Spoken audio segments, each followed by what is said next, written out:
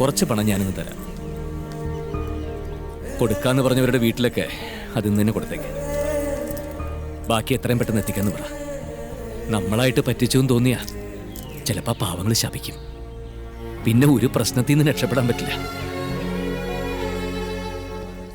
എന്റെ പേരിലുള്ള 80% സ്ഥലത്തിന്റെ ആധാരവും എന്റെ ഭാര്യയുടെ ചെക്കും ഒക്കെ ഞാൻ നിനക്ക് ഈടായിട്ട് തന്നതല്ലേ, പിന്നെന്താ? രാജാ, പറഞ്ഞു കൊടുക്ക് ഈടിന്റെ കാര്യം.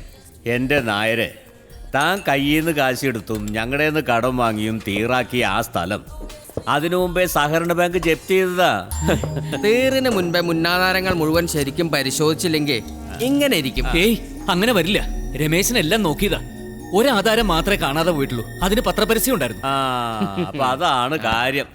അന്ന് കാണാതെ പോയ ആ ആധാരം ഇപ്പൊ പെരിയമംഗലം സർവീസ് സഹകരണ ബാങ്കിന്റെ ലോക്കറിൽ ഇരിക്കുന്നുണ്ട്. സ്ഥലം ക്രയവിക്രയം ചെയ്യാൻ മുക്തിയാർ എഴുതി കൊടുത്തിട്ട് ആധാരം ബാങ്കിൽ പണയം വെച്ചതാ. ആ മുക്തിയാർ പ്രകാരം കച്ചവടം ചെയ്ത സ്ഥലമാണ് ഇപ്പൊ അജയം വാങ്ങിയിരിക്കുന്നത്. പഴയ കട അവര് തിരിച്ചടയ്ക്കാത്തതുകൊണ്ട് ബാങ്കിൽ നിന്ന് ജപ്തിയായി. ആ മുക്തിയാറിന്റെ കോപ്പി എടുത്ത് നോക്ക്. ഏജന്റിന്റെ പേരിന്റെ സ്ഥാനത്ത് രമേശന്റെ പേര് കാണാം. എന്നുവെച്ചാ രമേശൻ കൂടി അറിഞ്ഞിട്ട് തന്നെയാവും തന്റെ പെടലിക്ക് ആ സ്ഥലം വെച്ച് തന്നതെന്ന്. നമുക്കിനി നമ്മുടെ കാര്യത്തിലേക്ക് കിടക്കാം. രാജാ, ആ കണക്കൊന്ന് വായിച്ചു കൊടുക്കുക. വായിക്കാലോ. ഇതാ, 100-ന് മിനിമം 5 രൂപ വെച്ച് കണക്കാക്കിയാൽ 50 ലക്ഷത്തിന് മാസം 2,50,000 രൂപ പലിശ. അങ്ങനെ 6 മാസത്തിന് 15 ലക്ഷം. അപ്പോൾ 50ഉം 15ഉം 65. പിന്നെ ബാങ്കിൽ നിന്ന് ആധാരം ഒഴിമുറി വെച്ച് വാങ്ങാൻ 25 ലക്ഷം. ആ 25ഉം 65ഉം കൂടി കൂട്ടിയാൽ 90 ലക്ഷം. പിന്നെ കൂട്ടുപലിശയും ഒക്കെ കൂടി ഏതാണ്ട് 1 കോടിയുടെ അടുത്ത് വരും. 50 ലക്ഷം വാങ്ങിയതിന് 1 കോടിയോ? 6 മാസം കൊണ്ട് ഇരട്ടിയോ? ഇത് ചീറ്റിങ്ങാ, ഞാൻ സമ്മതിക്കില്ല. ഇത് ബാങ്ക് അല്ലല്ലോ അജയ.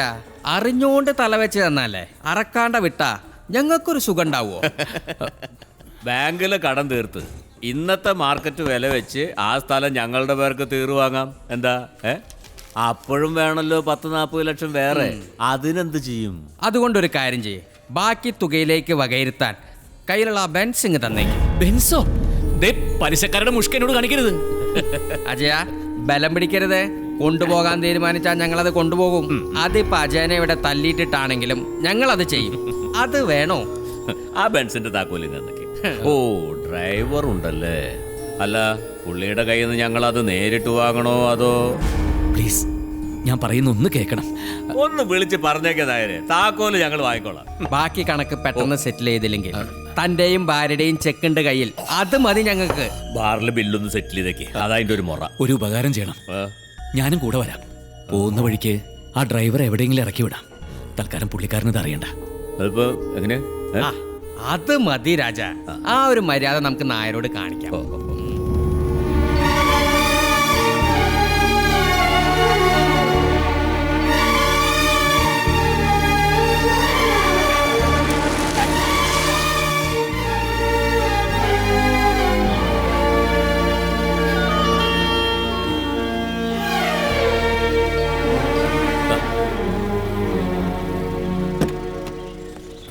എന്താ ടാക്സിയില്?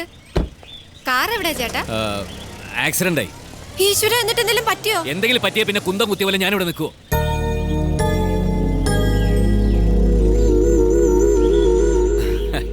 എന്റെ രശ്മി, നമ്മുടെ നാടല്ലേ. ബെൻസാണെന്നൊക്കെ ടിപ്പറുകാർക്ക് നോട്ടമുണ്ടോ? പോരാത്തിന് ഗട്ടറും. ഓ, എനിക്കൊന്നും പറ്റിയില്ലല്ലോ. വണ്ടി വർക്ക്ഷോപ്പിലാ. കിട്ടാൻ കുറച്ച് നാളാവും.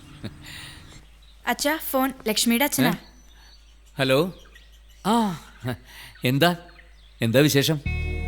അത് മോളുടെ ഓപ്പറേഷൻ. ഓ, ഡേറ്റ് ആയില്ലേ? അതെ, അടുത്ത ബുധനാഴ്ച. ഒക്കെ ശരിയാവും പോലെ. ഞങ്ങളെല്ലാരും പ്രാർത്ഥിക്കുന്നുണ്ട്. ഈ ഓപ്പറേഷൻ നടക്കുന്നതിൽ ഞങ്ങൾക്ക് ഏറെ കടപ്പാട് സാറിനോടാ. സാർ എന്നാ പണം തരാന്ന് ഏറ്റില്ലായിരുന്നെങ്കിൽ. പോകുന്നതിന്റെ തലേന്ന് തന്നെ ഞാനും മോളും കൂടി പണമായിട്ടങ്ങ് എത്തും പോലെ. ശരി. അച്ഛനിപ്പോ സ്കൂളിലൊരു ഹീറോയാ. കുട്ടികൾക്കൊക്കെ വലിയ റെസ്പെക്റ്റാ.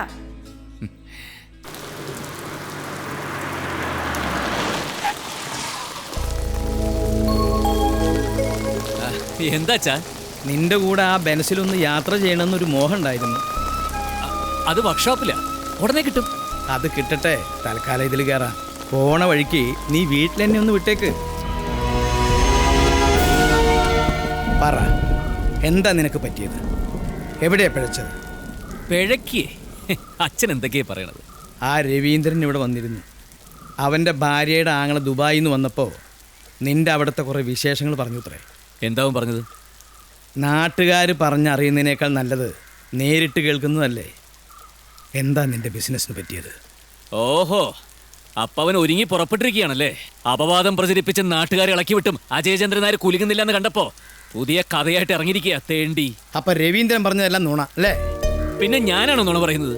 ദൈവം തമ്പുരാൻ സഹായിച്ച് എനിക്കൊരു പോറൽ പോലും പറ്റിയിട്ടില്ല.